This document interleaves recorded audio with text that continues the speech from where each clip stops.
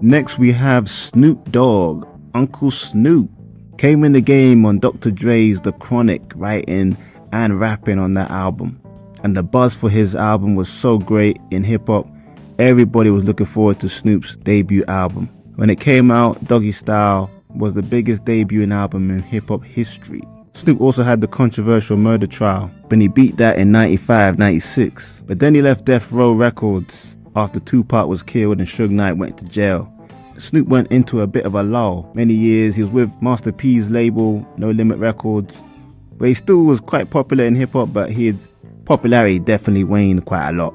Until Pharrell Williams came along with some hit records like Beautiful and Drop It Like It's Hot. This got Snoop back into the conversation of being one of the main rappers in hip-hop. Snoop then propelled into a really mainstream celebrity, doing shows with Martha Stewart, movies. He's actually one of these artists that you can see him doing something gangster, then doing something in comedy, cooking shows. He's like hip-hop's uncle, and that's why you gotta love Snoop. In summary, Snoop has always been that smiley, laid-back rapper, known for smoking his green, worked with every artist in the game really, in different generations, and still providing good quality music. Next we got Ludacris. Came out in 2000 with his debut album. The Southern rapper has always had that larger than life personality. You see it all the time in his videos, always very expressive. One of my favorite ones was Stand Up, when he had that big trainer on his shoe, stomping on the ground. His trademark braids and brash flow made him a real popular artist back in the early 2000s. He even went into movies, has starred in a lot of the Fast and Furious franchise films and other films that he's done well in. I wouldn't say he's the best actor, but he's definitely branched off from music to Hollywood. But he's a rapper that hasn't had many beefs. I can only remember one with T.I.